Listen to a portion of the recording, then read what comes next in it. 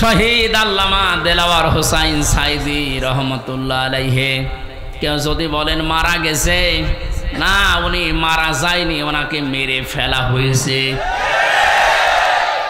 3টা বছরের ভেতরে আমার সাথে একদিন দেখা হয়েছিল জেলখানায়। উনি 1 নম্বরে, আমি 4 নম্বরে। বহু কথা ওই 10 মিনিটের ভেতর আমাকে শুনিয়েছিল। সব চাইতে আশ্চর্য, যেদিন ওনাকে হাসপাতালে নিয়ে আসার জন্য সই নিয়েছে, ওই দিন ওনাকে ধোঁকা দিয়ে বোকা বানিয়েছে জেলার আর সুপার। এখন যারা স্বীকার করছে,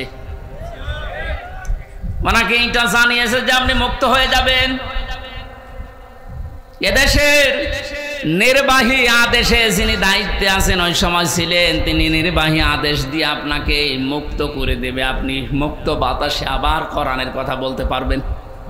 এ কথা বলার পরে সই নিয়ে ওখান থেকে বের করে প্রথমে গাজীপুরে নিয়ে যায়, ওই জায়গা থেকে নিয়ে যায় মেডিকেলে। ওখানে যাবার পর গাড়ি থেকে নামার সময় যে হাসিটা দেখেছিলেন আপনারা, আমরা তো জানি না, পরের দিন শুনলাম মারা গেছে। এখন ভিডিওতে দেখতে পাচ্ছি যে হাসিটা উনি দিয়েছিলেন, ওনার বিশ্বাস ছিল আমি আবার মুক্ত জীবনে কোরআনের কথা বলতে পারবো। কিন্তু ষড়যন্ত্র করে ওপরের নির্দেশে, বিশেষ করে এই ডাক্তার নামে কলঙ্ক। আল্লাহর পরে মানুষ যদি কাউকে বিশ্বাস করে থাকে, সেটার নাম ডাক্তার। আর এই কোলাঙ্গার ডাক্তার মোস্তফা জামান, এখন আরো 2 জন আছে, এরা ভেতরে নিয়ে ইনজেকশন পুশ করে লোকটাকে দুনিয়া থেকে শহীদ করে দিল। অনেক যদি অসুস্থ হবে, আপনি বাস্তবতায় টের পান না। কোন মানুষকে ওইভাবে অসুস্থ অবস্থায় হাসতে কোনোদিন আপনি দেখেছেন? সুতরাং উনি মারা গিয়েছে কখনো না, আমি বিশ্বাসও করি না, কোনোদিন বলিও না। উনি শাহাদতের মর্যাদা পেয়েছেন, কারণ সারা জীবন ওনার মোনাজাত ছিল আল্লাহুম্মা ইন্নী আসআলুকা শাহাদাতান ফি সাবিলিক। হে আল্লাহ, আমার সাধারণভাবে মরণ দিও না, মরণ দিলে তুমি শাহাদতের মরণ দিও। বহু মানুষকে হাসপাতালে আমি এই জেলখানার গেট দিয়ে বের হয়ে যেতে দেখেছি, জেলের ভেতরেই হয়তো মারা গেছে, কিন্তু নিয়ে যে প্রচার করে যে উনি মারা গেছে চিকিৎসাধীন অবস্থায়, অথচ জেলের ভেতরে মরে যায় অনেকে। এই জন্য আমার প্রতিদিনের তাহাজ্জুদের নামাজের দোয়া এইটাই ছিল, আল্লাহ তুমি আমাকে এইভাবে সাধারণ মরণ দিও না। আল্লাহুম্মা ইন্নী আসআলুকা শাহাদাতান ফি সাবিলিক ওয়াজআল মাউতি ফি বালাদি রাসূলিক। হযরত ওমর এই দোয়া করতেন। এই প্রথম টোকা আমি মাঝে মাঝেই বলেছি, আল্লাহ তুমি যদি মরণ আমাকে দাও, তো শাহাদতের মরণ দিও। কোরআনের পাখির সারা জীবনের মোনাজাত ছিল এইটা, আল্লাহ তুমি আমাকে শাহাদতের মরণ দিও। এই জন্য উনি শাহাদতই পেয়েছেন। শাহাদত যারা বরণ করিয়েছে, তাদের শাহাদত এখন বরণ করানো লাগবে না। এরা তো আর শাহাদত পাবে না, কারণ জালেমদের ভাগ্যে আল্লাহ শাহাদতে শব্দ দেয়নি। আল্লাহু লা ইয়াহদিল কওমাজ জালিমিন। আল্লাহ পাক বলেন হেদায়েত দেয় না, পথ দেখায় না। সুতরাং যারা জুলুম করে মানুষের জীবন নষ্ট করে দিয়েছেন, সে শাহাদতের মরণ পেয়ে জান্নাতের পাখি হয়ে উড়ে বেড়াচ্ছে। তা আপনি কি করলেন? আপনি তো হেদায়েত থেকে চিরবঞ্চিত হয়ে গেলেন। যার ইশারায় যা করেছিলেন, এখন তো সব উলটপালট হয়ে যাচ্ছে। আজকে সাবেক অবৈধ আইন মন্ত্রী আনিসুল হকের বক্তব্য, আমি যা করেছি এতদিন সব করেছি হাসিনার কথা মতো। ঠেলা সামলা এবার। শুধু এ না, এদেশে যত মানুষ অত্যাচার জুলুম নির্যাতন চালিয়েছে, প্রত্যেককে যদি রিমান্ডে আমার সাথে যা করেছে ওইটুকু করে, ও সব সত্য কথা বলবে। মাটির নিচে নিয়েছিল, মাটির নিচে নিয়ে চোখ বাঁধা কালো কাপড় দিয়ে, পেছনে হাত বাঁধা। পেছনে যদি এমনি হাত বাঁধে, হ্যান্ডকাপ, ওটা এমনিতে হাত কেটে যায়। পেছনে হাত দিয়ে যদি উপরের দিকে টান টান করে রাখে 11 ঘন্টা, আপনি বলেন সত্য বলেন আর মিথ্যা বলেন, যা বলবে বাবা সব ঠিক আছে। এই জন্য আমি এখন দাবি জানাই, আমার মুখ দিয়ে যারা এরকম উল্টাপাল্টা কথা, আমি তো বলি নাই একটা ওই 11 ঘন্টা দাঁড় করানোর পরও আমি বলি নাই 10 দিন রিমান্ডে আমি একটা কথাও না, আমি এগুলো করি নাই। আপনি আন্দাজে জোর করে বলাবেন। যে অবস্থায় আমাকে নিয়েছিল, আমার তো এখন মনে হচ্ছে ওই মানুষগুলোকে কাউন্টার টেরোরিজমে যে যারো সন্তানগুলো ছিল, আলেমদেরকে যারা সবচাইতে বেশি কষ্ট দিয়েছে, এই মনিরুল, এই হারুন, আসাদুজ্জামান, আব্দুল মান্নান, আতিকুর রহমান, নাম ধরে বলছে এগুলো মানুষ নামে কলঙ্ক। মানুষ হয়ে মানুষকে এত কষ্ট দিতে পারে, আমি না দেখলে বিশ্বাস করতাম না। 10টা দিন গেছে আমার 10 বছরের মতো, ঘুম তো নেই। আন্দাজে কষ্ট আপনি কেন দিলেন? নিজেরাই মাঝে মাঝে বলা করতে, হুজুর কিছু জানে না, আমরাও জানি। টিপ্পনি কাটতো, একে অন্যের সাথে হাসি তামাশা করতো। আমার নামাজ পর্যন্ত 4 ওয়াক্ত পড়তেই দেয়নি, জোহর, আসর, মাগরিব আমি ইশারায় পড়ি, কারণ আমি জানি না এখন দিন না রাত। এখনো পর্যন্ত জালেমদের পক্ষে যারা সাফাই গাছেন, আমাদের কি দোষ আপনি এটা পাচ্ছেন না? কোন দোষ যদি দেশের জালেমদের নাও থাকে, শুধুমাত্র আয়না ঘরের বিচার করলো আপনার ফাঁসি হবে। আপনি জানেন আয়না ঘর কি? ব্যারিস্টার আজমি, ব্যারিস্টার আমান আজমি, আপনি কি জবাব দেবেন তার মা বাবার কাছে, তার স্ত্রীর কাছে, তার ওই ছোট ছোট বাচ্চাদের কাছে কি জবাব দেবেন বলতে পারেন? পারবেন না। এরপরও আপনি মাইকে, এরপরও লাইভ করছেন যে আমার কি অপরাধ, আমি দেশ ত্যাগ করলাম, আমি তো এখনো খুঁজে পাই না। খুঁজে পাচ্ছেন না। কোন দোষ যদি আপনার নাও থাকে, সবচাইতে বড় দোষ এই আপনি আয়না ঘর বানিয়েছেন। এটার চাইতে মারাত্মক পৃথিবীতে কোনো জুলুম আছে বলে আমি জানি না। একটা জীবিত মানুষকে এদিকে 1.5 হাত, এদিকে 1.5 হাত, ওর মাঝখানে পায়খানা। আমি যেখানে থাকতাম এর মাথার কাছে পায়খানা, এতটুকু জায়গায় 24 ঘন্টা। আর খাবার যা দেয় মনে হচ্ছে 2-3 দিন আগের খাবার, পচা খাবার। খেলে খান, তাও এক বাটির ভেতরে 4-5টা তরকারি দিয়ে দেয়, আবার ডাল দিয়ে দেয়, খান, না খান না খান, আপনি মরে যান, ওদের কোনো অসুবিধা নেই। কারণ কেউ জানে না তো পৃথিবীতে আছে কিনা। এমন জায়গায় এমন ভয়ঙ্কর, এমনিতেই মানুষ হার্ট ফেল করে মরে যাবে। এই জন্য যারা টপ টু বটন জড়িত এই জুলুমের সাথে, ওদের কোনো শাস্তি দেওয়ার দরকার নেই। শুধু এই ঘরের ভেতরে 10 দিন একটু আটকিয়ে রাখেন, এমনি মরে যাবে। আমাদের তাও সেনায় তো কোরআন ছিল, আমি কোরআন পড়তে পারতাম। ও শয়তানদের তো কোরআনও নেই, ও এমনি টেনশনে মরে যাবে। আর এখনো টের পাচ্ছেন না যে আমি কি করেছি, এত যে আমার উপর জনগণ এত খেপলো, আপনি টের পাচ্ছেন না। জালেমরা জাহান্নামে যাবে, তার 1 নাম্বার কারণ এরা আল্লাহর মামলার আসামি। এটা আমি বানালাম। সূরা শুরার 42 নাম্বার আয়াতে আল্লাহ জানিয়ে দিয়েছেন, ইন্নামাস সাবিলু আলাল্লাযিনা ইয়াজলিমুনান নাস। অবশ্যই আমি আল্লাহ মামলা দেব তাদের বিরুদ্ধে যারা মানুষ হয়ে মানুষের উপরে জুলুম করছে। সুতরাং এই 15-17 বছর যারা জুলুম করেছেন, আপনি হামজার মামলার আসামি না হলেও আপনি আল্লাহর মামলার আসামি। সাধারণ মানুষ মামলা দিয়েছে দরবেশ বাবার নামে, আনিসুল হকের নামে সাধারণ মানুষ মামলা দিয়েছে, এক গরিব মানুষ। তারপরেও ওই বাংলাদেশে হাজার হাজার লক্ষ উকিল থাকার পরেও এই লোকটার পক্ষে কোনো উকিল এখনো দাঁড়ায়নি। আর আপনি তো সাধারণ মানুষের মামলার আসামি না, আপনি সরাসরি আল্লাহর মামলার আসামি।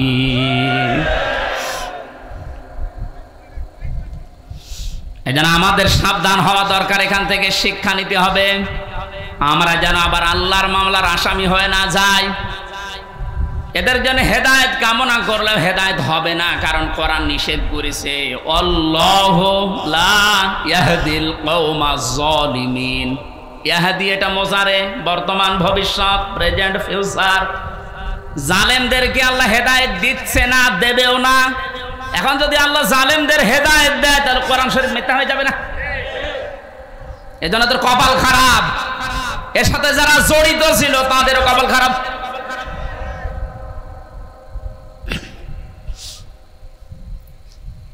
ফরিদপুরবাসী বড় ব্যথা নিয়ে কথা বলছি।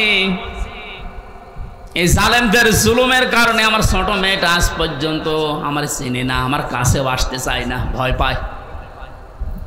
কি করেছিলাম?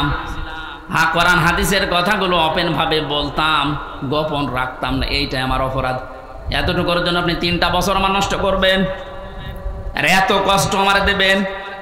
এটা ধরে নিয়েছে বসি, এত ছেড়ে দিলেই হয়তো যে এইভাবে বলতে নেই, আমি তো সংশোধন হয়ে যেতাম। ওর 8 মাস 9 মাস বয়সে আমি রেখে এসেছিলাম, 3 বছর পরে এখন ওর বয়স 4 বছর, এখনো পর্যন্ত স্বাভাবিক না, আমার কাছে আসতে চায় না। কেন আপনি কাজ করলেন? কি জবাব দেবেন বলেন তো? এই জন্যই মাওলানা মামুনুল হক এই কথাটা বারবার আমাকে শোনাতেন, জালেমদের বেঈমানদের কোনো জানাজা নেই, জানাজা মানে তাকে সাক্ষী দিয়ে আল্লাহর কাছে পৌঁছিয়ে দে যে ভালো ছিল, এ কথা বলা যাবে? এই জন্য আমরা সাবধান হচ্ছি, আপনাদেরকেও সাবধান করছি। এখনো জুলুমের পক্ষে যদি আপনি স্ট্যাটাস দিয়ে যান, জুলুমের পক্ষে ছাপায় গান, আপনিও জালেম, আপনিও চিহ্নিত। আপনি মারা গেলে আপনার জানাজা পড়া, কবরে দেওয়া জায়েজ নেই, কারণ আপনি এমনিতেও জাহান্নামে যাবেন, অমনিও জাহান্নামে যাবেন। জালেমের জন্য জান্নাত হারাম। কথা বলছেন এখানে? জালেমের জন্য জান্নাত হারাম। মানো জালেম হচ্ছে আল্লাহর মামলার আসামি। এটা ছোটখাটো বিষয় না, অনেক ওজনওয়ালা কথা আল্লাহর। আমরা অনেকেই মনে করি আল্লাহ কি দেখে না। ব্যারিস্টার আর মানে এই কষ্ট কি আল্লাহ দেখে নাই? হাওয়ালা তাহসাবান্নাল্লাহা গাফিলান আম্মা ইয়ামালুজ যালিমুন ইন্নামা ইউআখিরুহুম লিয়াউমিন তাশখাসু ফীহিল আবসার। আল্লাহ পাক বলেন, হে নবী, আপনি কি মনে করেন যে জালেমদের সম্পর্কে আমি কোনো খোঁজ রাখি না? আমি সবচাইতে বেশি খবর রাখি জালেমদের ব্যাপারে। ওদেরকে আমি ছাড় দিয়েছি ওই দিন পর্যন্ত যেদিন চক্ষু উল্টিয়ে যাবে। আজ ঠিক তাই হচ্ছে। জালেমদের সাথে দেশের মানুষেরা এমন আচরণ করেছে, অনেকেই চোখ উল্টিয়ে আটকে উঠছে। হলো কি? বিশেষ করে ঝিনাইদহ কিরণ চেয়ারম্যান, ওরে পিটিয়ে মেরে জালেমকে গাছের সাথে না ওই পিলারের সাথে টাঙিয়ে মরার পরও পিটিয়েছে। দুনিয়া আটকে উঠেছে যে হচ্ছে কি? আবু সাইদকে যে লোকটা সজ্ঞানে স্বেচ্ছায় গুলি করে হত্যা করেছিল, তার এই জনগণ পিটিয়ে ন্যাংটা করে টাঙিয়ে রেখেছে। তাও উল্টো করে, ইন্নামা ইউআখিরুহুম লিয়াউমিন তাশখাসু ফীহিল আবসার। আমার তো মনে হচ্ছে কোরআনের এই আয়াত এখন খাপের খাপ, মমতাজের বাপ সব মিলে যাচ্ছে। জালেমদেরকে আমি আর একটা স্মরণ করাচ্ছি। এখনো যারা জালেমদের পক্ষে কথা বলেন, যা জালেমদের পক্ষে যারা আছেন তারা সাবধান হন। কোন জালেম যদি টার্গেট নেই কোনো জায়গায় পৌঁছাতে, আমার আল্লাহ বলেন ওকে আমি ছাড় দিতে দিতে এমন জায়গায় পৌঁছাই, ওই সফলতা পাওয়ার আগেই ওর তার আমি কেটে দেই। এটা তাফসীরে তাবারীর ভেতরে আছে, যদিও দুর্বল, তার জন্য শিক্ষার জন্য আমি বলছি। হযরতে হুদ আলাইহিস সালাম দাওয়াতি কাজ করছিলেন, সবচেয়ে বেশি বাধা তাকে দিয়েছিল ওই জামানায় যে লোকটার নাম আমরা শুনি জান্নাত বানিয়েছিল, সাদ্দাদ। যখন হযরতে হুদ আলাইহিস সালাম দাওয়াত নিয়ে গেল, যে জান্নাতের কথা জাহান্নামের কথা তাকে শোনালেন, আল্লাহর নাফরমান বান্দা ডাক দিয়ে বলে, তুমি আল্লাহর নবী দাবি করো, তোমার আল্লাহর জান্নাত আমার লাগবে না, আমি নিজে জান্নাত বানাবো, তুমি শুধু জান্নাতের আইটেমগুলো বলো যে কি কি পাওয়া যাবে। হযরত হুদ নবীর কাছে সব শুনলেন, যে স্বর্ণের ইট হবে, রূপার ইট হবে, বিশাল সাম্রাজ্য তার, যেখানে যত স্বর্ণ পাওয়া যায়, রূপা পাওয়া যায়, সবগুলো পেয়াদাদেরকে দিয়ে জোগাড় করেছে এক জায়গায়। 22,000 শ্রমিক কাজে লাগিয়েছে। 20 বছর ধরে ধরে জান্নাত মনের মতো করে বানাচ্ছে। হযরত হুদ আলাইহিস সালাম যা যা বলেছিলেন একেবারে ওইভাবে হুবহু বানানোর চেষ্টায় আছে। স্বর্ণের ইট তৈরি করার জন্য তো সোনা লাগবে, যেখানে যা পাওয়া যায় সব নিয়েছে।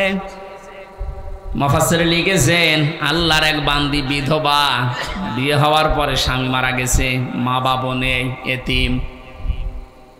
এই মেয়েটার স্বর্ণ ধরে যখন টান দিয়েছে, মেয়েটা তখন মাটিতে গড়াগড়ি দিয়ে কান্নাকাটি করেছিল যে আল্লাহ, আমি একেবারে নিঃস্ব মানুষ, আমার স্বামী নেই, মা বাবা নেই, আমার শেষ সম্বলটুকু কেড়ে নিয়ে যে জালেম তার স্বপ্ন পূরণ করার জন্য ইচ্ছা পোষণ করেছে, তার এই স্বপ্নের জান্নাতে তুমি তাকে পৌঁছাতে দিও না।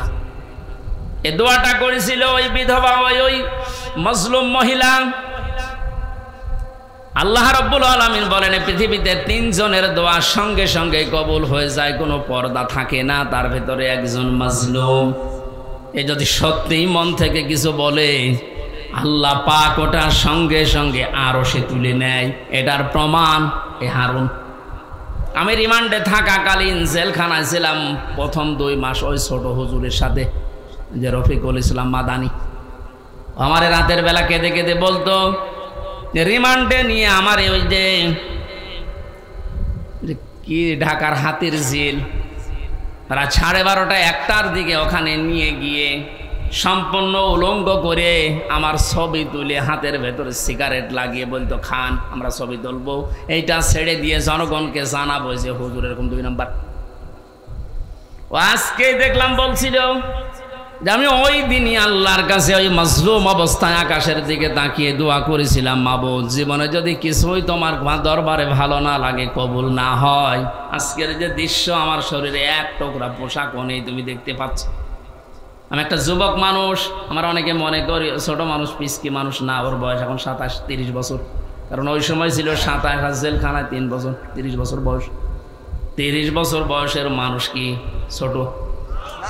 কথা বলেন। দোয়া করেছিল, মাবুদ তুমি আমার এই দোয়াটা কবুল করো, মাজলুম অবস্থায় তুমি তো মোনাজাত ফেরত দাও না। এই হারুন, এই টিভি হারুনের কারণে আজ আমার এই অবস্থা। ও নাকি অর্ডার দিয়ে দিয়ে আমার এটা করাচ্ছে। জিজ্ঞাসা করেছে যে অফিসার করেছিল, এসআই স্যার আপনি সত্যি করে বলেন তো, আমার যে হাল করলেন, এ নাজেহাল অবস্থা, হারুন স্যার কি জানে? ওরা হাসি দিয়ে বলেছে, হারুন স্যার জানে মানে ওই করাচ্ছে। সঙ্গে সঙ্গে ওই সময় দোয়া করেছিল, মাবুদ তুমি ওকেও আমার মতো এরকম কিছু দেখায়ও। দেখিয়েছেন আল্লাহ জনগণের সামনে, আমার আল্লাহ এই পৃথিবীতেই দেখিয়ে দিয়েছে কিভাবে লজ্জা স্থান মানুষকে দেখাচ্ছে এই শয়তান। আমার একজন দেখিয়ে বসে, হুজুর এই দেখেন কারবার। আমি নাউজুবিল্লাহ আস্তাগফিরুল্লাহ, কে ও কয়েকদিন পরে স্ট্যাটাস দিয়েছিল, আমি বাইরে যেতে পারি না, বাইরে গেলে মানুষ বলে 3 ইঞ্চি। কি একটা অপমান! মাত্র কয়েক সেকেন্ডের ভিডিও ফাঁস হয়ে ও সব হারিয়েছে। ওর কয়েক সেকেন্ড না, সারা জীবন যেদিন আল্লাহ ফাঁস করবে, এ জালেমের সেদিন কোনো উপায় থাকবে? টাকলা মোরাদের মাত্র 6 মিনিট 8 সেকেন্ড। কি ওর নাম? মাহিয়া, মাহিনা কি নাম, এই মহিলার সাথে একটা অডিও রেকর্ড ফাঁস হয়েছিল মাত্র 6 মিনিট 8 সেকেন্ডের। ও সব গেছে। আমার তো মনে হয় এই জালেমদের দরে যারা ছিল এই দেশে, ওদের সহযোগী যারা, এদের হাজার হাজার ভিডিও অডিও রেকর্ড জমা হয়ে আছে। সাংবাদিক ইলিয়াস এখন মাঝে মাঝে ছাড়তেছে। আল্লাহ তার ফেরেশতাদের দিয়ে যেটা রেকর্ড করে রেখেছে অডিও ভিডিও, কিয়ামতের ময়দানে কোটি কোটি মানুষের সামনে ওগুলো আল্লাহ ছাড়বে। 30 সেকেন্ডের ভিডিও যদি 3 ইঞ্চি নাম শোনো, এই 50 বছরের ভিডিও আল্লাহ যেদিন ছেড়ে দেবে পুরাটা, মুখ দেখাতে পারবো না। শেষ পর্যন্ত এই মহিলার দোয়া আল্লাহ এমন ভাবে কবুল করেছিলেন, জান্নাত বানানো কমপ্লিট শেষ করার পরে ডাক দিয়েছে, এত সিকিউরিটি দিয়ে সাজিয়েছে, একটা পিপিলিকা পর্যন্ত প্রবেশ করার কোনো কায়দা নেই। জান্নাতের গেটে যাবার পরে দেখে একজন ফকির বসে আছে। ফকির ডাক দিয়ে বলে, বাদশাহ আমার সাথে কিছু কথা বলা লাগবে আপনার। রেগে বলছে, তুমি কে, এখানে আসলে কি করে? এখানে তো কোনো মানুষ আসার অনুমতি নেই, কথা যদি বলাই লাগে পরে বলবা, আমি আগে জান্নাত দেখে আসি। ফকির ডাক দিয়ে কানের কাছে মুখ নিয়ে বলছে, বাদশাহ আমি কিন্তু দুনিয়ার সাধারণ ফকির না, আমি আজরাইল। মাথাটা একটু কাত করো ঘোড়া থেকে, আমি কথাটা বলে চলে যাব। কানের কাছে মুখ নিয়ে বলছে, আমি এসেছি তোমার জান কবজ করার জন্য, রেডি হও। ওই সময় বলেছিল, ফেরেশতা একটু সময় দাও, আমি শুধু জান্নাতটা ঘুরি, এখানে আসার পরে আমার জানটা নিয়ে নিও। ফেরেশতা ওই সময় বলেছে, কখনোই না, ইদা জাআ আজালুহুম লা ইস্তাখিরুনা সাআতান ওয়া লা ইস্তাকদিমুন। আল্লাহ পাক বলেন, এই পৃথিবীতে যখন যার সময় এসে যাবে, 1 সেকেন্ড আগেও তার মরণ হবে না, 1 সেকেন্ড পরেও মরণ হবে না। নির্ধারিত সময় লোকটাকে আল্লাহ বিদায় দিয়ে দেবে। এরপরেও ঘোড়ার পা থেকে জান্নাত পর্যন্ত পৌঁছাতে ও সর্বাত্মক চেষ্টা চালিয়েছিল। আল্লাহর ফেরেশতা ঘোড়া থেকে পা জান্নাতের যে বানানো জান্নাত ওর চৌকাঠ পর্যন্ত স্পর্শ করার আগেই জান কবজ করে ফেলেছে। মুফাসসিরে আয়াতে আর তাফসীর করতে গিয়ে তিনি কয়েকটা কারণ দিয়েছেন কেন জান্নাতে প্রবেশ করতে পারলো না ওর বানানো। 1 নম্বরে আমি প্রায় এখানে 26টা কারণ পড়েছিলাম, সবগুলো আমার মনেও নেই, কয়েকটা বলছি। প্রথম নাম্বারে কারণ হচ্ছে ওই যে মজলুম মহিলা, যার শেষ সম্বলটুকু কেড়ে জালেম তার স্বপ্ন পূরণ করার জন্য চেষ্টা করেছিল, ওই মহিলার দোয়া আল্লাহ কবুল করে নিয়েছিলেন। রব্বুল আলামিন আমার শেষ সম্বলটুকু যে কেড়ে নিল, ওই জালেম যেন তার বানানো স্বপ্নে প্রবেশ করতে না পারে। আজও হাজার হাজার আবু সাইদ, মুগ্ধ, আবু রায়হান সহ কত মানুষের মা আর বাবা রাতের বেলা চোখের পানি ছেড়ে দিয়ে দোয়া করেছে, আল্লাহ আমার বুকটা যে খালি করে দিল, তাকে তুমি জমিনে জায়গা দিও না। নবীজির কথা 100 ভাগ সত্য কিনা বলেন তো? উনি যে বলেছিলেন মজলুমের দোয়া আল্লাহ ফেরত দেয় না, আবু সাইদের মায়ের দোয়া আল্লাহ ফেরত দিয়েছে। বাংলার জমিনে আল্লাহ জায়গা দেয়নি, 1 ইঞ্চি জায়গা তার জন্য এখন আর বৈধ না। যত মামলা এখন শুরু হয়েছে, এভাবে যদি চলতে থাকে 8-10 দিন, আশ্রয় যেখানে নিয়েছে, যারা সুশীল সমাজ আছে দাবি করছে, ওরা বলছে ওই দেশেও তারে আর জায়গা দেবে না, ওখান থেকেও বিদায় দিতে বাধ্য হবে।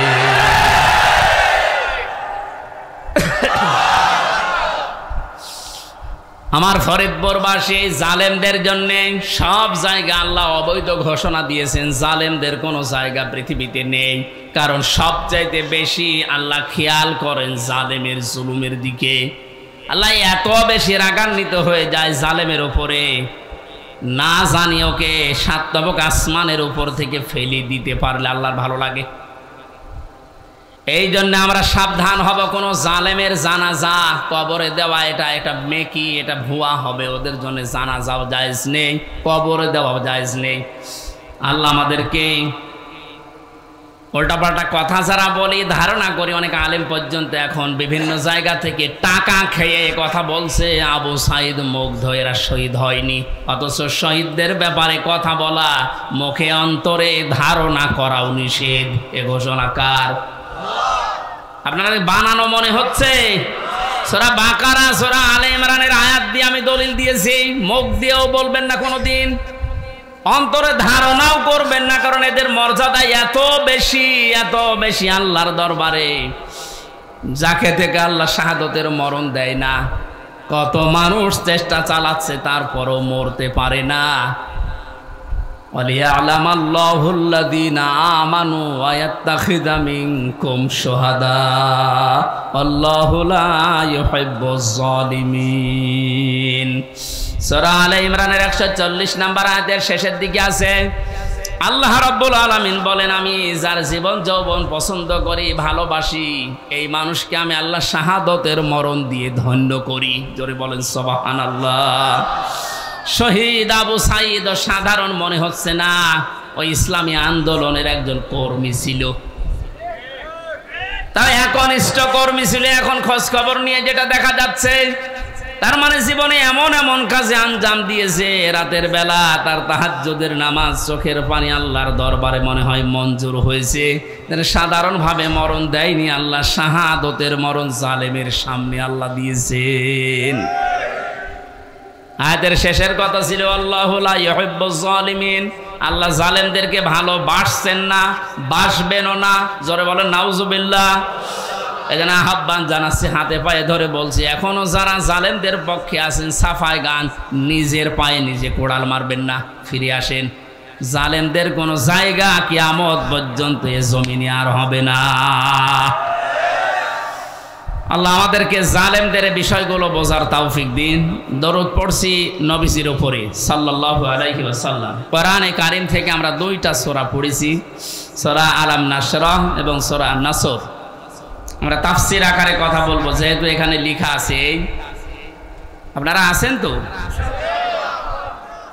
বিজয় পেয়েছে অনেকেই মনে করছে কি না কি হনরে হনুমান হয়ে যাচ্ছেন না, কি করা লাগবে কোরআন থেকে শোনেন। জবান ছেড়ে কোরআনের আয়াতগুলো আগে একটু পড়েন।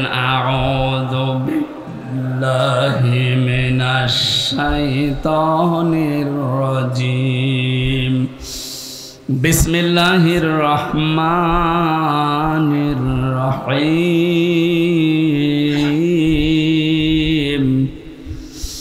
ইযা জাআ নাসরুল্লাহি ওয়াল ফাতহ ওয়া রাআইতান নাসা ইয়াদখুলুনা ফি দীনিল্লাহি আফওয়াজা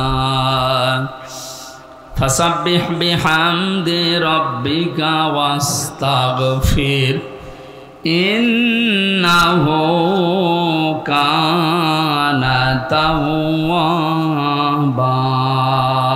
সাদাকাল্লাহুল আযীম। সূরা নসর। কে সূরা বলেন তো? কোরআনে 3 আয়াত বিশিষ্ট 3 সূরা নসর আর কাউসার। আমরা অনেকে মনে করি সূরা কাউসারের 3 আয়াত আর বাকি আয়াতে না। 3টা সূরা 3 আয়াত বিশিষ্ট, আসর, নসর, কাউসার। তার ভেতরে একটা পড়েছি, এটা তেলাওয়াত শুদ্ধ অনেকের হয় না, নামাজে কিন্তু এই সূরাটা অনেকে পড়ে। নুন সোয়াদ র, নাসর মানে সাহায্য, আর নুন সিন র, নাসর মানে ঈগল পাখি। এই জন্য তেলাওয়াত যখন করবেন সোয়াদ উচ্চারণটা মুখ গোল করা লাগে। আল্লাহ পাক জানিয়েছেন, ইযা জা নাসরুল্লাহি ওয়াল ফাত, যখন আসবে আল্লাহর সাহায্য, হে নবী আপনি তখন বিজয় দেখতে পাবেন। 15 বছর বহু মজলুম দোয়া করেছে, জেলখানায় এখনো পর্যন্ত বহু মজলুম পড়ে আছে। বিশেষ করে মাওলানা জসিমউদ্দিন রহমানী সহ হাজারো আলেম এখনো পর্যন্ত জেলখানায় আছে। এই জালেমের জুলুমে জীবনটা তাদের শেষ হয়ে গেছে। কোরআনের এই অনুষ্ঠান থেকে এই মাজলুমদের মুক্তির দাবি করছি, বলেন আমিন। মজলুমের পক্ষে যেহেতু আমার আল্লাহ আছেন, ইব্রাহিম নবী মজলুম থাকার কারণে যারা তার পক্ষে ছিল তাদেরই দাম আল্লাহ বাড়িয়ে দিয়েছিলেন। একটা ব্যাঙের প্রসাব পর্যন্ত আল্লাহ পাক বানিয়ে দিয়েছেন হযরত ইব্রাহিমের পক্ষে থাকার কারণে। আজ হাজার হাজার মজলুম মানুষ, এই যে বিডিআর, আমি 900-র উপরে বিডিআর পেয়েছিলাম। আমার উপর তলায় যারা থাকতো অধিকাংশ বিডিআর মামলার, কিচ্ছু জানে না, 14 বছর জেল খাটতেছে। বিশেষ করে মুন্সিগঞ্জের কয়েকজন আর পঞ্চগড়ের এক মুরব্বী। এত ভালো মানুষ আমার জীবনে জেলখানায় আমি পাইনি।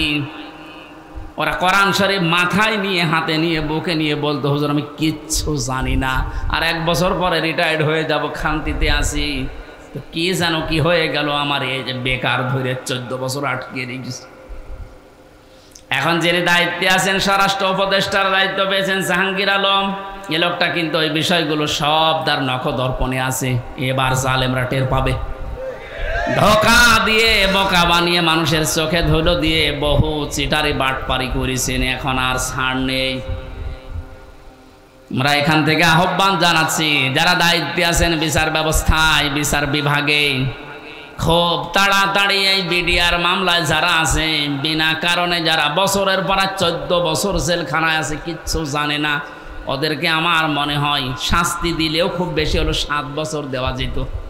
ওরা বলতো, হুজুর আমরা যদি অপরাধ করিও থাকি, বিদ্রোহ করে থাকি, আমাদের 7 বছর জেল হয়, অথচ বিনা কারণে 14 বছর আমি জেলে। এত বড় জুলুম আর সহ্য করা হবে না। যারা দায়িত্বে আছেন আহ্বান জানায়, বাংলার লক্ষ লক্ষ তাওহীদি জনতা নিয়ে এই নিরপরাধ মানুষদেরকে বিনা বিচারে বিনা হিসাবে ছেড়ে দেওয়া লাগবে।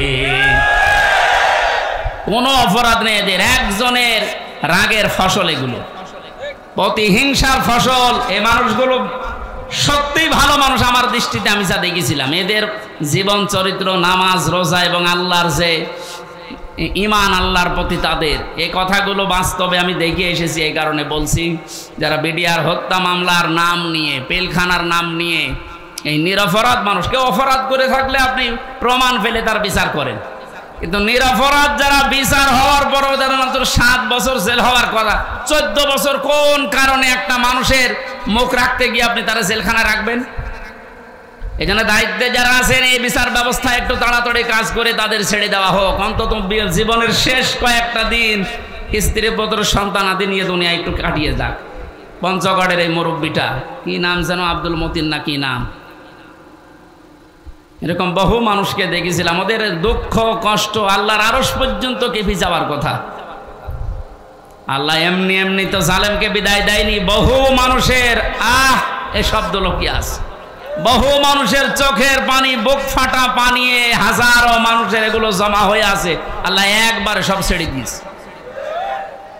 পাপ যখন একেবারে শের পুজে গেছে, পরিপূর্ণ হয়ে গেছে, আল্লাহ বলেন ইন্না বাদশা রব্বিকা লাশাদীদ, আমি ধরি না, কিন্তু ধরলে আমি আর ছাড়ি না। আল্লাহ যখন ধরেছে আর কিন্তু ছাড় নেই, কারণ এখন আল্লাহর সাহায্য এসে গেছে, বিজয় আমরা এখন দেখতে পাচ্ছি। আয়াতের পরবর্তী আয়াতটা এখন আমরা দেখতে চাই। অরাইতান নাস ইয়াদখুলুনা ফি দীনিল্লাহ, হে নবী আপনি যখন দেখবেন আল্লাহর সাহায্য চলে এসেছে, তখন বিজয় দেখতে পাবেন। দলে দলে মানুষ ইসলামে প্রবেশ করছে। আজ আমাদের এই দেশে কিন্তু এই দৃশ্য আমরা এখন অলরেডি দেখতে পাচ্ছি। দলমত এখন আর নেই, সবাই এখন দলে দলে পালে পালে ইসলামে প্রবেশ করছে, বিশেষ করে ইসলামী আন্দোলনে। এই যে শব্দটা কি ছিল, ফি দীনিল্লাহ, দিন কার? আল্লাহর দিনের ভেতরে। দিন কার? দিন আমাদের। কথা বলেন, দিন মুহাম্মদুর রাসূলুল্লাহর। কার দিন? আমরা কি না, আমরা দিনের খাদেম, আমরা দিনের মালিক না, আমরা দিনের কি খাদেম, কামলা, জন, মুনিশ, লেবার যাই বলেন, আমরা কেউ দিনের মালিক না। সুতরাং দিনের ভেতরে যারা প্রবেশ করছেন তাদেরকে ওয়েলকাম জানাচ্ছি, কারণ দিনের মালিক কে বলেন তো? আমরা কি খাদেম, বলেন কি কামলা, খাদেম, লেবার। আমি এই যে আজকের মাহফিলের যিনি আমার ডান পাশে আছে, অধ্যাপক নজরুল ইসলামের বাবা, উনি যদি বলে এই জমিনটা আমার মতো 10 জন মানুষকে বলছে আপনারা ধান লাগান, বিকাল 5টায় আপনাদের বেতন দিয়ে দেব। বিকাল 5টা পর্যন্ত আমরা ধান লাগাচ্ছি, আর 10 মিনিট বাকি আছে। কয় মিনিট?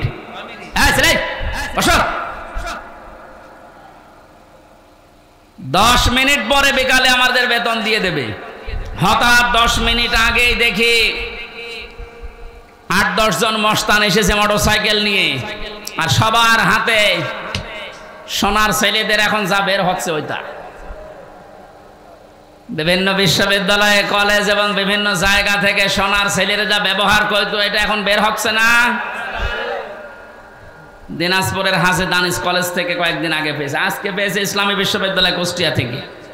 সোনার ছেলেরা কলম ব্যবহার করতো 1.5 হাত।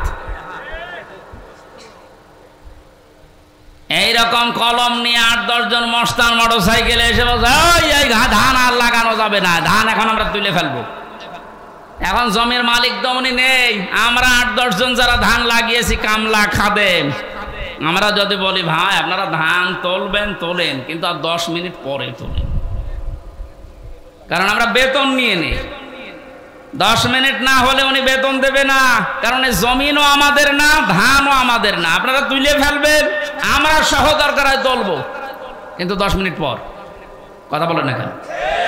এই 10 মিনিটের আগে যদি আপনারা মাস্তানি করেন, তর্কাতর্কি হবে, কথা কাটাকাটি হবে, রক্তপাত হতে পারে, এমনকি যদি মেরে ফেলা লাগে মেরেও ফেলবো, কারণ আমার বেতন দরকার। এই কথার সাথে আপনারা একমত আছেন না? সহজ ভাবে যেভাবে বুঝলেন যে হ্যাঁ এটা ঠিক, আমার বেতন লাগবে, বিকাল 5টা মানে জীবনের শেষ দিন। কথা বলো না কেন? এ জমিন কার? দিন কার? আমরা কি? আমরা ধান লাগাতে আসি এই জমিনে, দিন প্রতিষ্ঠার জন্য জান মাল বাজি রেখে মাথার ঘাম পায়ে ফেলে চেষ্টা চালিয়ে যাচ্ছি কি করে দিন কায়েম করা যায়। এখন বিকাল 5টা মানে জীবনের শেষ দিন। এদিন আসার আগে যদি কেউ বাধা দিতে আসেন, তর্কাতর্কি হবে, কথা কাটাকাটি হবে, রক্তপাত হবে। এই 17 বছর যা হচ্ছে, এখনো যদি বাধা আসে, যদি মেরে ফেলা লাগে, মেরে ফেলতে আমাদের কোনো বাধা নেই, কারণ আমার বেতন দরকার, আর আমার বেতনের নাম জান্নাত। কথা বলেন। এদেশে যারা সত্যি দিন কায়েমের বিরুদ্ধে অবস্থান নিয়েছে, তার ভেতরে 1 নম্বরে আমার মনে হয় এই অবৈধ বিচারপতি নামে যেটা মানিক, ও নাম নিতেও আমার ঘৃণা হয়। এ মানুষ নামে একটা যার সন্তান, কে বলেছে ওটার মানুষ? ও কথা বললে ইসলামের বিরুদ্ধে বলে। আর আমরা সূরা নূন কলমের ভেতরে জানি যারা অবৈধ সন্তান পৃথিবীতে, যারা যার সন্তান, ওরা কথা বললেই কোরআনের বিরুদ্ধে কথা বলবে। এর কথাবার্তা শোনেন না? আরো টাটকা কিছু শয়তান আছে। আমরা কিন্তু বিকাল 5টা পর্যন্ত এই জমিনে ধান লাগাবো, বাধা দিতে আসলে কিন্তু এখন আর কথা কাটাকাটি না, তর্কাতর্কি না, রক্তপাত না, এখন বিদায় করে দেব, কারণ আমি বেতন এখনো পাইনি। বলেন, বেতন পেয়ে গেলে আমার অসুবিধা নেই, দিন এই জমিনে কায়েম করতেই হবে, এটা ফরজ না, এটা চেষ্টা করা ফরজ। চেষ্টা করে যাব, হলে ভালো, না হলো আমার কোনো লস নেই, আমার বেতন আছে। এখন এতক্ষণ তো কামলাদের কথা বললাম, লেবারের কথা। যিনি মালিক বসে আছে, উনি যদি এসে দেখে যে সব ধান তুলে ফেললো, উনি কিছু বলছে না, তার মানে উনি দুর্বল। এই কারণে মনে মনে চিন্তা করবেন যে উনি হয়তো এখন কিছু বলছে না, পেছনে ওনার কোনো উদ্দেশ্য আছে। যেই দিন ধরবে গোপনে, বাপ বলার সময় দেবে না। এ জমিনে আজ 53 বছর চেষ্টা চালিয়েছে অনেকে, আল্লাহর খাদেমেরা, আল্লাহর গোলামেরা, কিন্তু পারছে না। আল্লাহর সৃষ্টির ভেতরে যারা অবৈধ সৃষ্টি, তারা চেষ্টা চালিয়ে চালিয়ে নস্যাৎ করে দিচ্ছে বারবার। আমার কুষ্টিয়ার এক গাদ্দার আছে, ওর নাম নিতে আমি ঘৃণা করে, যেন নাম নেই না। কথা বললে দেখবেন ইসলামী আন্দোলনের বিরুদ্ধে কথা বলে, কথা বললে একামতের দিনের যারা দায়িত্বে আছে এদের বিরুদ্ধে কথা বলো, কোনো কথা নেই। অথচ ও যদি আমার সাথেও ভোটে দাঁড়ায়, মনে হয় 10 বার ফেল করবে। খয়রাতি নৌকা নিয়ে পাশ করেছিল কয়েকবার, ধরাকে সরা জ্ঞান করে, এখন ইন্দোরের গর্ত খুঁজে পাচ্ছে না। আমার মনে হয় যে অবস্থা কুষ্টিয়ার, ওরে যদি জনগণ পায়, কুকুরের মতো পিটিয়ে মেরে ফেলবে।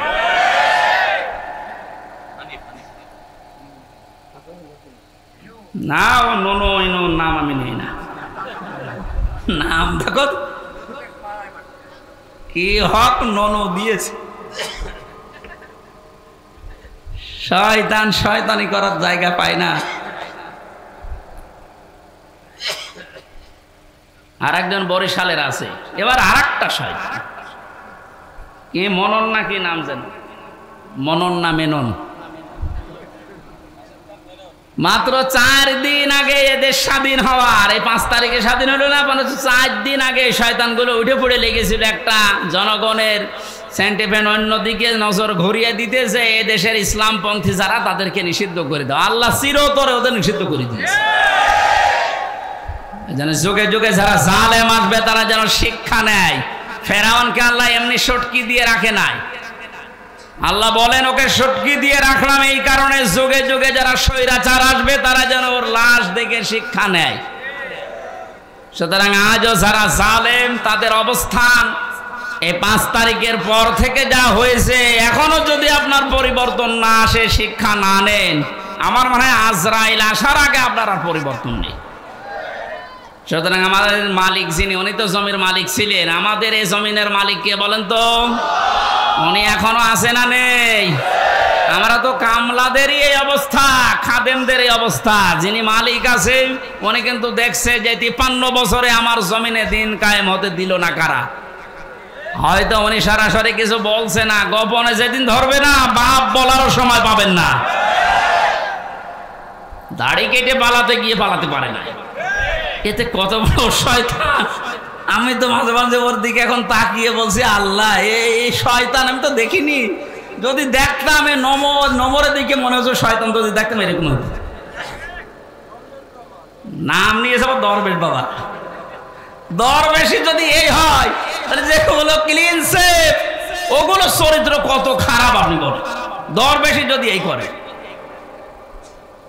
ওর দাড়ি কাটার পরে চিহ্ন দেখে মনে হচ্ছে যে একটা নমো না, কে যেন ডিম মেরেছিল। ডিম না, ওরা আরো কিছু মারা দরকার। ওর ডিম ওই জায়গায় না, বিভিন্ন জায়গায় ডিম দেওয়া দরকার।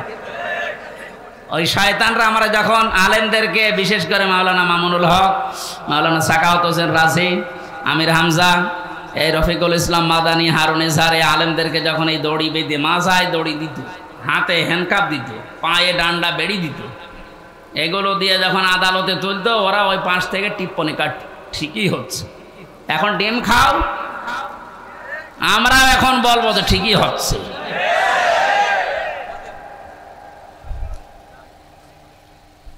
সুতরাং দিনের ভেতরে যেভাবে দলে দলে পালে পালে আজ মানুষ প্রবেশ করতে আরম্ভ করেছে, ইসলামী আন্দোলন এবং একামতি আন্দোলনের এই কর্মীদের ব্যবহারের কারণে আল্লাহ যেন এটা অব্যাহত রাখেন। আর আইতান নাস, হেনবে আপনি দেখতে পাবেন, ইয়াদখুলুনা ফি দীনিল্লাহ, মানুষ প্রবেশ করছে। ইয়াদখুলুনা এটা মোসারে, বর্তমান ভবিষ্যৎ, প্রেজেন্ট ফিউচার, এখন প্রবেশ করবে, দলে দলে সামনেও প্রবেশ করবে ইনশাআল্লাহ। এটা যদি প্রবেশ করে করে এই 20% এখন আছে ইসলামী সেন্টিমেন্টের মানুষ, এই 5 তারিখ থেকে আজকের এই দিন পর্যন্ত 35% অলরেডি হয়ে গেছে। যেদিন 51% হয়ে যাবে সেই দিন এই দেশে ইসলাম কায়েম, কেউ ঠেকাতে পারবে না। এইটা শোনার পরেই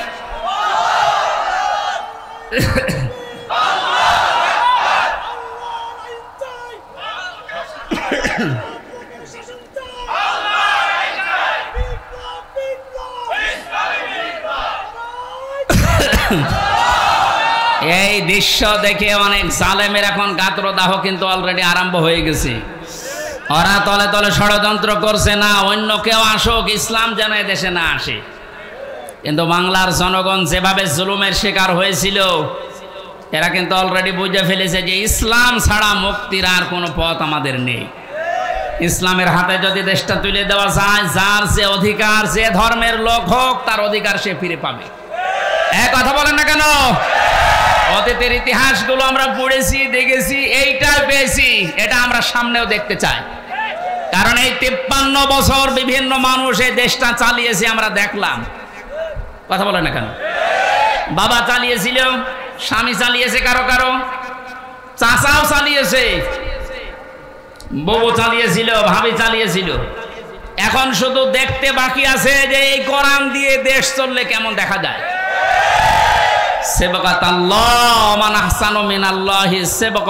আল্লাহ বলেন আমি আল্লাহর চাইতে সুন্দর রং পৃথিবীতে কারো নেই। সুতরাং এই রং দিয়ে যদি দেশটা ইউনিয়ন পরিষদ থেকে সংসদ পর্যন্ত চলে, এটা একটা মিনি জান্নাত হয়ে যাবে। মুসাফির অবস্থায় আছি, মাজলুম অবস্থায় এখনো আছি, এখনো মজলুম নেই, কারণ এই জেলা আমার জন্য নিষিদ্ধ ছিল, আল্লাহ ওপেন করে দিয়েছে, এখন আর মজলুম নেই। যারা বাধা দিত ওই জালেমরা, এখন ওই শয়তানরা আমাদের কাছে অনুমতি নিয়ে কাজ করছে। কুষ্টিয়া সহ বাংলাদেশের 64 জেলাতে ইসলামপন্থীদেরকে আজ যারা জালেমের সহযোগী ছিল তারা ডাক দিয়ে দিয়ে বলছে, হুজুর কি করা লাগবে বলেন। কেন 2 দিন আগে যে উল্টাপাল্টা কথা বলতে আল্লাহর ভুল ধরতো, এইটাও আমি পেয়েছি, অথচ মুসলমান। আমি কয়েকজনের নাম বললে বলতে পারতাম, আমার মামলার যে আয়ু এই লোকটার বাড়ি মাদারীপুরে, আসলেই ও মাদারি। এই শয়তানটা আল্লাহর ভুল ধরতো, বলতো আল্লাহর এই কাজ করা ঠিক হয়নি। ওর ইমান আছে? আর ও মরে গেলে ওর জানাজা কিসের, ওর কবরে কিসের, ওর পুড়িয়ে ফেলা লাগবে। ওর নাম মিজানুর রহমান, তাতে কি? নাম তো সুন্দর নাম নিয়েছে, অথচ কাজ পুরা উল্টা। আমি আমারটা বলছি কারণ আমারটা আমি ভালো জানি। আমারে ধরার পরে আমার বাবার কাছে বলেছে 10 লাখ টাকা দেন, নাইতে মামলা দেবো 50টা। মনে হচ্ছে মামলাও বানাবে। কি বিচার চলছিল দেখেন তো। আর প্রতিদিন টিভির সামনে শয়তান বসে বসে বলতো আমি একটা ন্যায় বিচার কায়েম করছি। কিসের ন্যায় বিচার? আমার একটা ঠুনকো মামলা, মানে মুরগি চুরিও না, মূল্য চুরিও না। মুরগি চুরি মূল্য চুরি করলো সর্বোচ্চ 3 মাস জেল হয়। কয় মাস? আর আমার এই ঠুনকো মামলা দিয়ে সিএমএম কোর্ট, জজ কোর্ট, হাইকোর্ট সহ 30 বার মামলা তোলে, 33 বার মামলা তোলে, না জামিন নেই, ওপরওয়ালার নিষেধ। মনে হচ্ছে যে আল্লাহ নিষেধ করেছে। হাইকোর্টের একটা বিচারপতি যদি বলে আমার কিচ্ছু করার নেই, তোর ওই চেয়ারে বসার সাথে ভ্যান চালানো ভালো না, এরকম অবস্থায় বানিয়ে রেখেছিল প্রত্যেকটি জায়গায়। আর সব মুখ খুলছে। এই অবৈধ আইনমন্ত্রী যেমন পেছনে ডিম দেওয়ার কারণে মুখ খুলে ফেলিস যে আমি কিচ্ছু করি না, সব হাসিনা করতে বলিস, সব এরা মুখ খুলবে। আয়না ঘরের যিনি দায়িত্ব ছিল এই শয়তানটা জিয়াউল হাসান, এরে এখন ওই জায়গায় রাখা দরকার। ওর বউ, ছেলে, মেয়ে, স্ত্রী, পুত্র সব আলাদা রেখে, ব্যারিস্টার আরমানকে তো 8 বছর রেখেছিল, ওরা 8 দিন রেখে দেখেন ওই এমনি পাগল হয়ে যাবে।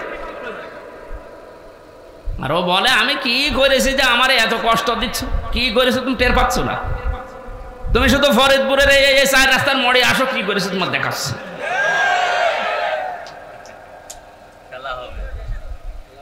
খেলা হবে, সে খেলা পালিয়েছে। এ কথাটা বলার কারণ হচ্ছে অনেকে এখনো ষড়যন্ত্র করবে, যে জানছে যে এভাবে 20% ইসলামী মানুষ ছিল এই দেশে, 96% যদিও মুসলমান, কিন্তু ইসলাম কায়েম করা লাগবে এরকম পক্ষে ছিল মাত্র 100 জনের 20 জন। এই 5 তারিখ থেকে আজকের এই দিন পর্যন্ত জরিপ বেরিয়েছে 35 জন হয়ে গেছে। যদি আর একটু এভাবে যেতে যেতে 51% হয়ে যায়, এ দেশে ইসলাম কায়েম ঠেকাবে কার বাবার শক্তি আছে বল? এখন জালেমরা এই কথা, এই দৃশ্য দেখে বসে থাকবে? ওরাও চেষ্টা চালাচ্ছে, চেষ্টা চালিয়েও ব্যর্থ হচ্ছে বারবার। এখন আবার হিন্দুদের লাগিয়েছে, পারবে না, কোনো চেষ্টা সফল হবে না। কারণ এ দেশের বিজয় আল্লাহ, শুধু ছাত্রদের নাম বলছি, শুধু ছাত্রদের না, হাজার হাজার মজলুমের চোখের পানি এই বিদায়ের পেছনে লুকিয়ে আছে।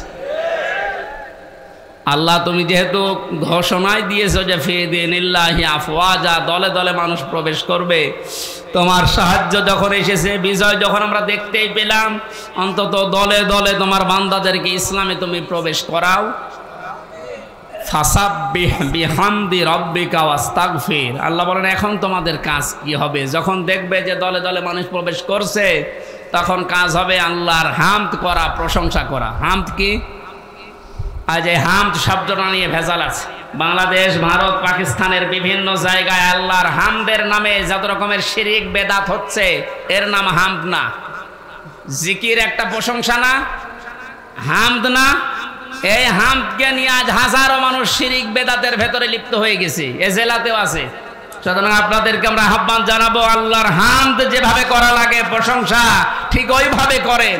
আল্লাহর আইন প্রশংসা করা, এটা আল্লাহর সবচাইতে বড় হামদ।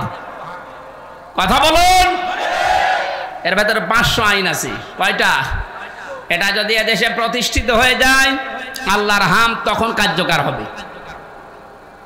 আস্তাগফির, ইস্তেগফার করা লাগবে। ইস্তেগফার আর তাওবা এক জিনিস নয়।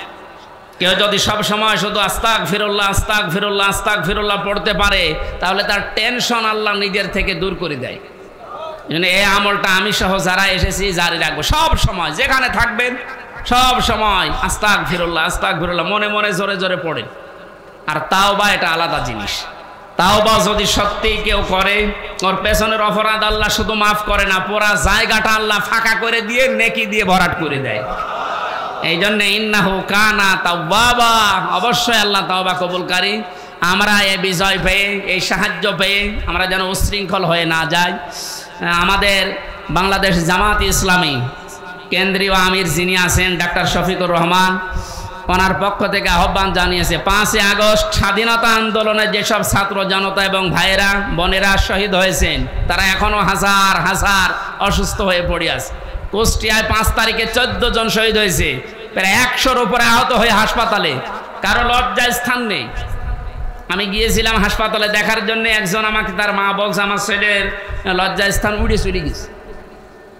এই জায়গায় গুলি ঠেকিয়ে মেরেছে, এই গোপালগঞ্জে বাড়ি, সাহেব আলী নাম দারোগা।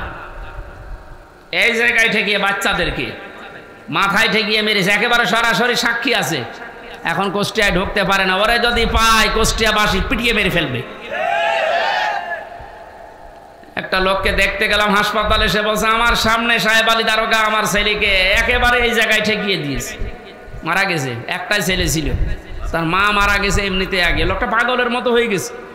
আমার যতটুকু সামর্থ্য ছিল শহীদদের বাড়িতে বাড়িতে গিয়ে এবং হাসপাতালে 2 মাস চলার মতো যা লাগে আমি দিয়েছি। এখন আরও যারা বিত্তবান আছে তাদের উচিত, কারণ তাদের জন্য আজ আমরা স্বাধীন হলাম, মুক্তভাবে নিজের মত প্রকাশ করতে পারছি, স্বাধীনভাবে বুক ফুলিয়ে কথা বলতে পারছি, ঘুরে বেড়াতে পারছি। এটা স্বাধীনতা না?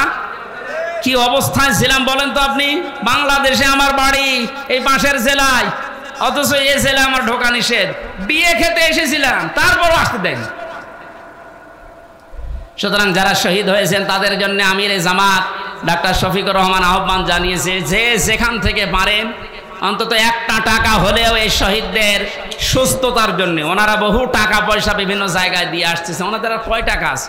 টাকা পয়সা যারা মেরেছিলেন দরবেশ বাবা, এর টাকা এখন এই শহীদদের দেওয়া দরকার, এর টাকায় অসুস্থ মানুষদেরকে দেওয়া দরকার। 24,000 কোটি না কত টাকা যেন বাইরে পাচার করেছে, এক ব্যাংকে শুধু এত টাকা আছে দরবেশের। কিসের দরবেশ? এই জন্য বহু টাকা এখনো বাইরে যাদের পাচার করা আছে এই দেশে আছে, সব টাকাগুলো রাষ্ট্রে জমা দেওয়া দরকার। সব নিয়ে এসে রাষ্ট্রের উন্নয়নের কাজে লাগান, কোনো অসুবিধা নেই, দেশ দিন দিন উঠে যাবে। ওনার আহ্বান আপনাদের জানিয়ে দিলাম, যতটুকু সামর্থ্য আছে কেউ যাবেন না, যারা যাচ্ছে এনাদের কাছে দেন, এটা পৌঁছিয়ে দেওয়া হবে। ওনারা তো বিভিন্ন জেলায় এখন যাচ্ছে প্রত্যেক দিন। শহীদ আবু সাইদের বাড়িতে আমির জামাত 6 লক্ষ টাকা দিয়ে তার বাড়ি পর্যন্ত বানিয়ে দিয়েছে। মুগ্ধর বাড়িতে গিয়েছে, আবু রায়হানের বাড়ি ঠাকুরগাঁও, তার বাড়িতে গিয়েছে। এক মহিলা হিন্দু মারা গেছে বোনটা, তার বাড়িতে গিয়েছে। প্রত্যেকের বাড়িতে যাচ্ছে। আমি গরিব মানুষ, আমি যতটুকু পেরেছিলাম 3 বছরে জেলে আমার একদম শেষ করে দিয়েছে। আমি এখন পঙ্গু অবস্থায় আছি, এরপরও আমার যতটুকু সামর্থ্য আমি চেষ্টা চালাচ্ছি এবং চালাবো। আপনারা এই যারা যাচ্ছে একেবারে কিছু না পারলেও 5টা টাকা দেবেন। এই রনসুরুল ভাই একটু ভেতরে কয়েকজন পাঠান তো, ছাত্ররা কই? কেউ যাবেন না, এটা একটা ইবাদত। মজলুমের পক্ষে দাঁড়ানো এটা একটা ইবাদত। আর ওই যে সামনে আমার গাড়ি আছে, আপনারা এই মাসখানেক আগে স্বাধীন হওয়ার আগে এসেছিলাম একটা বই নিয়ে, জেলখানায় লেখা বইটা অনেককে আপনারা উপহার দিয়েছেন, স্ত্রীকে, মেয়েকে, বউকে, আজকেও নিয়ে যাবেন। আজকে কয়েকটা আছে যে ওদেরকে পড়াবেন, পারিবারিক জীবনে শান্তি আসবে আশা করছি, কারণ এটা পারিবারিক জীবন নিয়ে লেখা। যারা যাচ্ছে আপনারা বের করে রাখেন, খুব তাড়াতাড়ি করেন। আগামীতে এই ফরিদপুরে যেখানে যেখানে অনুষ্ঠান হবে আমরা তাফসীর আকারে কথা বলবো। বিশেষ করে ডাক্তার শাহিন জর্দার ভাইয়ের একটা মাহফিল আছে কোমরপুর, ফরিদপুর কোমরপুরে, ওখানে নেব একটা। এরপরে নূর ফাউন্ডেশন নামে একটা জায়গা আছে ফরিদপুর শহরে, ওখানে এই যে শহীদ আব্দুল কাদের মোল্লা, ওনার গ্রামের বাড়ি এই যে সদরপুরের কোথায় যেন, ওই গ্রামে যাবো এই 7 তারিখের সামনে। মোনাজাত করবো আমরা। বসেন, যারা যাচ্ছে ওদের কাছে টাকা অবশ্যই দেবেন আপনি, যদি না থাকে বাসের কাছ থেকে অন্তত 10 টাকা হলো ধার করে দিন। সুবহানাল্লাহ, আলহামদুলিল্লাহ, লা ইলাহা ইল্লাল্লাহ, ওই যে সামনে মসজিদের সামনে গাড়িটা আছে আমার সাদা গাড়ি, আপনার স্ত্রীকে পড়াবেন, কাজে লাগবে। স্ত্রীর বিষয়ে লেখা আছে, অনেক তথ্য আছে, আমি যেহেতু বলতে পারলাম না তাদের জন্য ওইটা নিয়ে পড়াবেন। আল্লাহুম্মা আমিন। রব্বানা যালামনা আনফুসানা ওয়া ইল্লাম তাগফির লানা ওয়া তারহামনা লানাকুনান্না মিনাল খাসিরিন। রব্বুল আলামিন ফরিদপুর জেলার বোয়ালমারী থানার অন্তর্গত বাইতুল জান্নাত জামে মসজিদ ইসলামিয়া মাদ্রাসা এলাকার মানুষ মিলে কোরআনের আয়োজনে আঞ্জাম দিয়েছে। যতগুলো কথা বলেছি আল্লাহ তাআলা দুনিয়ায় আমল করার তৌফিক আমাদেরকে দান করো। সওয়াব যদি দিয়েই থাকো, এদেশে যারা শহীদ হয়েছে, যাদেরকে অন্যায়ভাবে ফাঁসি দিয়ে দুনিয়া থেকে বিদায় দেওয়া হয়েছে, আল্লাহ তাআলা ওই শহীদদের আত্মার মাগফিরাত কামনা করছি, মাফ করে দাও। বিশেষ করে 5 আগস্ট যারা জীবন দিয়ে চলে গেল, আল্লাহ তাআলা এই স্বাধীনভাবে কথা বলার মতো দেশ যারা উপহার দিয়ে গেল, ওদেরকে শাহাদতের সর্বোচ্চ মাকাম তুমি দিয়ে দাও। মাহফিলের জন্য যারা শ্রম দিয়েছে, কষ্ট করেছে, যে যেভাবে এগিয়ে এসেছে কোরআনের দিকে, তোমার রহমত তার দিকে ওইভাবে এগিয়ে দাও। মা বোনেরা আছে পর্দার আড়ালে, তুমি তাদেরকে ফাতেমার মতো, আয়েশার মতো বানাও। জালেমদেরকে তুমি এদেশ থেকে চিরতরে বিদায় করে দাও। নূহ নবী দোয়া করেছিলেন, লা তাদার আলাল আরদি মিনাল কাফিরিন আদ-দাজ্জার। আল্লাহ জালেমদের একটা আন্দা বাচ্চা পর্যন্ত জমিনে যেন জীবিত না থাকে, তুমি জালেমদেরকে জমিন থেকে চিরতরে বিদায় দিয়ে দাও। ইসলাম দিয়ে দেশ চলছে, কোরআন দিয়ে চলছে, এটা যেন চর্ম চোখে দেখতে পারি, এই পরিবেশ ফিরিয়ে দাও। রব্বির হামহুমা কামা রব্বায়ানি সগীরা। আমরা অনেকে অসুস্থ আছি, শেফায়ে কামেলা আজেলা নসিব করো। আল্লাহ তাআলা অধ্যাপক মাওলানা নজরুল ইসলাম কোরআনের জন্য আমাকে ভালোবাসে, এলাকায় যাদেরকে নিয়েছে কোরআনের জন্য কাজ করে, আল্লাহ সবাইকে তুমি হেদায়েত দিয়ে দাও। তার বাবা এখানে বসে আছে, বাম পাশে আছে মুরব্বী যত এখানে বসে, প্রত্যেকটিকে তুমি ওমরের মতো, হযরত আবু বকরের মতো কবুল করো। এলাকায় মাঠের নিচে যত মানুষ শুয়ে আছে, এই কোরআনের অনুষ্ঠানের কারণে মাফ করে দাও। বারাকাল্লাহু লানা ওয়া লাকুম ফিল কোরআনিল আযীম। মরণ আসলেই যেন পড়তে পারি লা ইলাহা ইল্লাল্লাহু মুহাম্মাদুর রাসূলুল্লাহ। আসসালামু আলাইকুম।